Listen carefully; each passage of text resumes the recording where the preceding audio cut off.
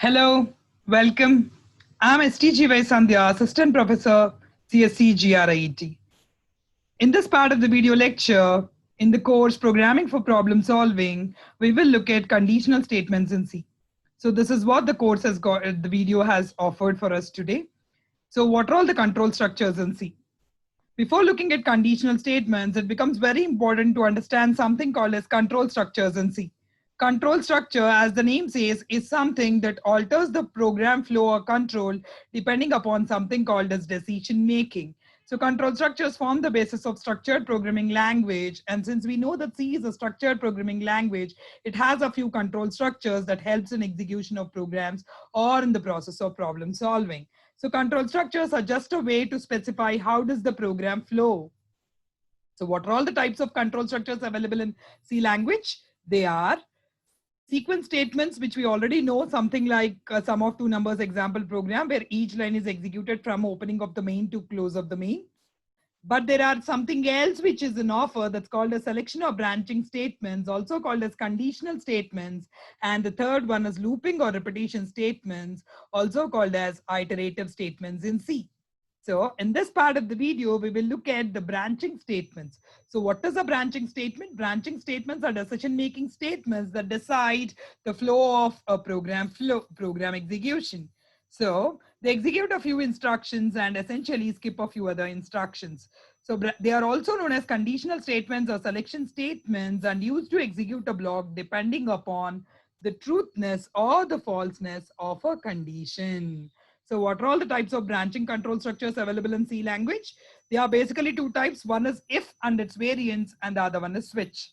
So if and its variants. Variants is nothing but types of if. So there are four types of if available: simple if else, nested if else, and else if ladder. So dear students, in this part of the video, we will look at all the four variants of if. There are four variants of if which fall under branching control structures, and the first one in that family is simple if. So simple if is a branching statement that allows to execute a block only when something is true. So what is a block basically? Block is a set of instructions enclosed in open and closed parentheses that is executed, that evaluates to a value. Okay, so what is the syntax for if? The simple if syntax is like this. If of condition, statement block, statement X. So how does it proceed to execute? Simple if first as the condition. If the condition is to execute statement and then proceeds to execute statement X. Otherwise, if the condition is false, only execute statement X. Okay, so this is about a simple program. Now, imagine the age of the student is 50. There is we are asking the age of a person which is 57. So when I entered age is 57, 57 greater than or equal to 55 is true. So therefore the answer is person is retired. That means it goes into the block and executes the block. And after the block is done, execute statement X. Statement X is any valid C statement that immediately follows a if condition.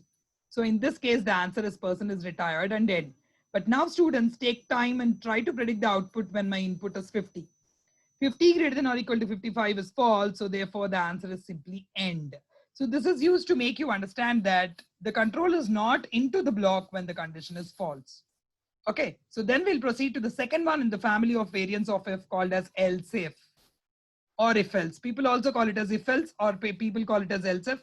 So if else. If else statement is used to make decision based on two choices. That means you got to decide on something when something is true and what to do when something is false as well. So therefore, whenever if else is encountered, the first condition is tested. It returns either true or false. When the condition is true, a true block is executed. And when the condition is false, the false block is executed. But statement X is executed in either the case. Now, whenever true block is executed, false block is skipped. And when false block is executed, true block is skipped. How do I understand this? Imagine all of us wanted to become engineers, so therefore we took up MPC, implies we just left BPC. On the other hand, people who would wish to become doctors have chosen BPC, leaving out MPC. So this is that kind of true block or false block kind of execution. This is the syntax of if else. If of some condition, true statement block, else some condition, false statement block, whatever it is, statement X is the immediate one that follows. Okay, this is a basic flowchart. If the condition is true, it executes true block and statement X. But if the condition is false, it will execute false block and statement X. If the condition is true, false block is skipped. If the condition is false, true block is skipped. That's called branching basically. Skipping some and executing some is the essence of branching. So now this is an example program. I was asked to enter the age of a person. So the age is 47. When the age is 47, 47 greater than or equal to 55 is 47 greater than or equal to 55 is false. So therefore you get the answer. You go to the else part. Else part is chosen when a condition is false. So therefore you move to the else part and the answer is person is not retired. Predict the output when age is 60. 60 greater than or equal to 55 is true. So therefore the answer is person is retired, followed by the statement X end. So we'll move to the third one in this family called as nested if else. Nesting means one inside another. If else is a condition. So if you write one if else inside another, then it becomes nested if else. You can write any variant of if inside any other variant. That is allowed by C language. Okay, so this is the basic syntax. Inside one if, you write the another if. You can also write else depending upon the problem statement. Okay, so how does this execute? Once when the condition 1 is tested, if it is true, it proceeds to test condition 2. If it is true, it will execute statement 1. If it is false, execute statement 2. And if condition 1 is false, it directly moves to statement 3. Even here also you can have another if else. Nested can be any levels. You can have any number of levels of nesting depending upon the problem statement. Here is a simple example that makes more sense when we talk about that is smaller or bigger of 3 numbers when we talk about. So I have 3 numbers 2, 4, 5 and I tried to find out the bigger one. So how do we do this? So therefore it is pretty simple. The logic is you test 2 numbers, any 2 numbers, you take any 2 numbers, compare them. Then the bigger of the 2 numbers will be compared to the third number. So if A greater than B is true, implies the bigger is A. Then A is compared with C, the answer will be either A or C. There's a mistake here. The answer will be either A or C. Otherwise, the answer will be B or C. So this is how it just gets executed. So this is the program.